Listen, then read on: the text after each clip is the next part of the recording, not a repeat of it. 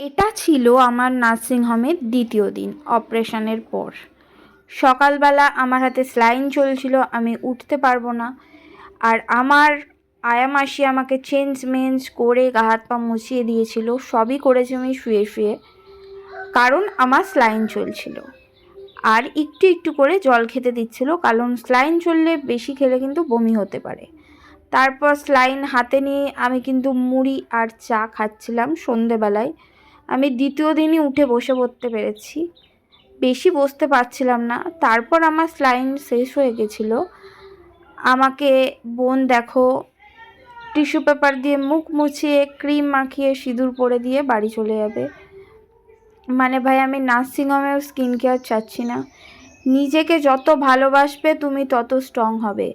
তাই সবাইকে বলছি, অন্য কাউকে ভালোবাসার আগে আগে নিজেকে ভালোবাসে দেখো, তুমি সব থেকে বেশি স্যাটিসফাইড হবে। নিজের সাথে প্রেম করো ভাই, আমার মতন। আমি সবসময় হ্যাপি নয় ভাই। দ্বিতীয় দিন আমি এত স্ট্রংলি উঠে বসে নিজে খেতে সব কিছু পারি? তোমরাই বলো। আর আমি কিন্তু ভর্তি ছিলাম টিউলিপ নার্সিংহোমে, যেটা কালনা আধুনিকার পেছনে। স্টেশন থেকে ভাই হেঁটেই তোমরা চলে আসতে পারবে। আর নার্সিংহোমটা এত পরিষ্কার, এত পরিষ্কার, তোমাদের কি বলবো।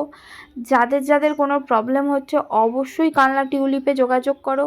আর তোমরা যদি না পারো আমাকে বলো, আমি অবশ্যই যোগাযোগ করে দেব। কারণ টিউলিপ নার্সিংহোমে আমার সবার সাথে ভালোই পরিচয় আছে। Tata, bye bye.